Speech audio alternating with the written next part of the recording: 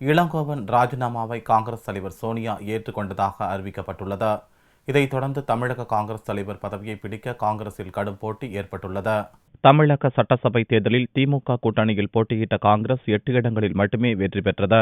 இதற்கு பொறுப்பேற்று காங்கிரஸ் தலைவர் இளங்கோவன் தனது பதவியை ராஜினாமா செய்து கட்சி மேலிடத்துக்கு கடிதம் அனுப்பினார். சில நாட்களுக்கு முன் டெல்லி சென்ற இளங்கோவன் மேலிட காங்கிரஸ் தலைவர்களை சந்தித்து பேசினார். காங்கிரஸ் துணைத் தலைவர் ராகுல் வெளிநாட்டில் இருப்பதால் அவரை சந்திக்க முடியாவிட்டாலும் காங்கிரஸ் தலைவர் சோனியாவை சந்தித்து அவர் விளக்கம் அளித்ததாக கூறப்பட்டது. இளங்கோவன் ராஜினாமா அதிகாரப்பூர்வமாக ஏற்கப்படாத நிலையில் அவர் வகித்து வந்த தலைவர் பதவியை பிடிக்க காங்கிரஸ் அகில இந்திய செயலாளர்கள் திருநாவுக்கரசர், டாக்டர் செல்லக்குமார், முன்னாள் எம்பி மாணிக்கம் தாக்கூர் மற்றும் வசந்தகுமார் எம்எல்ஏ, சுதர்சனம் நாச்சியப்பன், தென்சென்னை மாவட்ட தலைவர் கராத்தே தியாகராஜன் ஆகியோர் தீவிர முயற்சி மேற்கொண்டனர். இவர்கள் அனைவரும் மேலிட தலைவர்கள் மூலம் தங்களின் முயற்சிகளை தொடர்ந்தனர். இந்நிலையில் இளங்கோவனின் ராஜினாமாவை காங்கிரஸ் தலைவர் சோனியா ஏற்றுக்கொண்டதாக ஞாயிறன்று மாலை அதிகாரப்பூர்வமாக அறிவிக்கப்பட்டது.